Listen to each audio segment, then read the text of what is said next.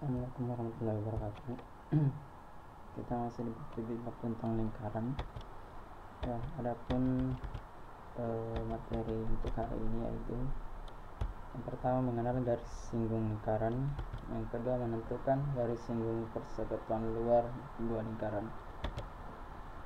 Nah, pertama kita apa sih itu garis singgung lingkaran?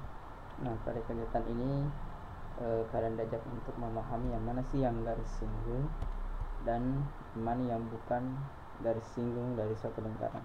Nah, kalau kita perhatikan contoh di sini, ini merupakan contoh dari garis singgung dan ini bukan merupakan contoh dari garis singgung. Nah, ciri-cirinya apa? Garis singgung itu memotong di satu titik, ya, atau disebut dengan titik singgung. Kalau di gambar ini dia bersinggungan di titik A. Kemudian yang bukan garis singgung, dia memotong lingkaran di dua titik. Nah, di contoh ini dia memotong titik P dan titik R. Jadi bisa dipahami ya, yang mana yang garis singgung dan yang mana yang bukan garis singgung. Nah, perhatikan gambar berikut. Andaikan A adalah titik singgung garis BA, ini ya garis BA, terhadap lingkaran O, buatlah dugaan tentang jarak antara titik pusat dengan titik singgung, ya. Jadi titik pusat titik O dengan titik singgung, titik singgungnya itu di A. Kemudian ukuran sudut yang terbentuk antara jari-jari lingkaran dan garis singgung, apakah dia lancip, tumpul, atau siku-siku. Nah, pertanyaan pertama, jarak. Nah, kalau kita perhatikan titik pusat dengan titik singgung itu sama dengan jari-jari, ya. Jadi jaraknya itu sama dengan jari-jari. Kemudian yang kedua, ukurannya berapa? Kalau kita perhatikan di sini membentuk sudut siku-siku atau sudut 90 derajat. Jadi ukuran sudut yang terbentuk antara jari-jari dengan garis singgung itu 90 derajat atau siku-siku. Oke. Garis singgung lingkaran dibedakan menjadi dua. Yang pertama itu garis singgung persekutuan luar dan garis singgung persekutuan dalam. Yang mana itu? Nah, ini contoh garis singgung persekutuan luar. Ada contoh lain, ada ini bisa kita lihat. Ini juga merupakan garis singgung persekutuan luar. Ini ya. Ini garis singgung persekutuan luar dua lingkaran. Jadi ada dua lingkaran. Kemudian ini contoh garis singgung persekutuan dalam dari dua lingkaran. Ada contoh lain, ada ini bisa kita lihat sendiri. Oke, lanjut. Menentukan garis singgung persekutuan luar dua lingkaran, ya. Masuk di poin kelima. Bagaimana sih cara menentukan garis singgung persekutuan luar dua lingkaran? Nah, untuk menentukannya yang perlu kita tahu dulu, garis singgung FH menyinggung lingkaran P dan Q masing-masing tepat di satu titik. Nah, ini kita lihat kembali, F dan H masing-masing di satu titik. Kemudian dari titik F dan P dapat dibuat jari-jari lingkaran P sepanjang R1 yang ini, dan siku-siku dengan FH. Ini ya yang kita tadi sudah bahas. Kemudian dari titik H dan ke titik Q itu dapat dibuat jari-jari dengan panjang R2. Jadi kita misalkan ini dengan R2. Dan ini juga siku-siku dengan FH, siku-siku di FH. Oke, mari kita lihat beberapa info penting lagi. Ruas garis FH tegak lurus dengan jari-jari FP dan HQ. Ini ya, ruas garis FH tegak lurus dengan jari-jari FP dan HQ. Ini tegak lurus ya, karena dia membentuk sudut 90 derajat. Kemudian kita dapat membuat garis yang menghubungkan titik Q dengan titik S yang ini.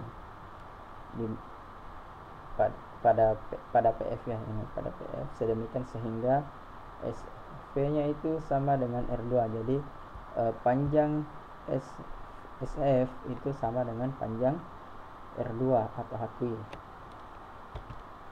Kemudian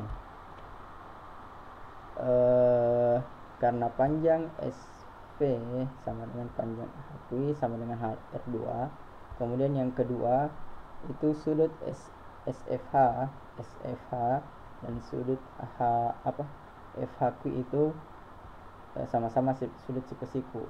Nah, dari informasi ini bisa ditarik kesimpulan bahwa QS itu pasti sejajar dengan FH ya. QS sejajar dengan FH. Akibatnya sudut FSQ yang ini, sudut FSQ dan sudut HQS itu juga siku-siku karena maka dia membentuk persegi panjang. Bisa kita lihat sudut F, H, K dan S ini membentuk sudut persegi panjang. Akibatnya QS sama dengan FH. Nah, akibatnya apa? Panjang dari garis singgung luarnya yang ini FH itu sama dengan panjang dari HS. Oke, sekarang kalau kita perhatikan sudut bangun segitiga QSP itu membentuk segitiga ya, segitiga sama kaki yang siku-siku di sudut S. Nah, dari sini bisa kita simpulkan bahwa untuk mencari nilai QS atau FH itu kita bisa pakai teorema Pythagoras. Sudah kita bahas pada pertemuan sebelumnya, dimana PS itu R2 R1 dikurang R2 ya, untuk yang ini panjang yang ini PS. Nah, kalau kita simpulkan untuk mencari garis singgung QS itu kita pakai teorema Pythagoras, kita dapatkan PQ kuadrat dikurang R1 dikurang R2 kuadrat. Sehingga kalau kita ingat tadi bahwa SQ itu sama dengan FH, maka untuk mencari nilai FH itu kita bisa pakai menggunakan rumus akar dari PQ kuadrat dikurang R1 dikurang R2 pangkat 2. Jadi itu rumus untuk mencari garis singgung luar atau FH. Oke, kita masuk di contoh.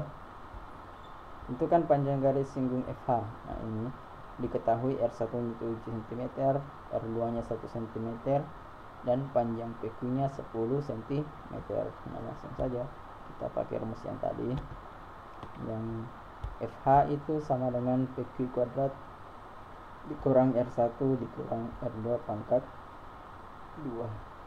Oke, kita ganti nilainya.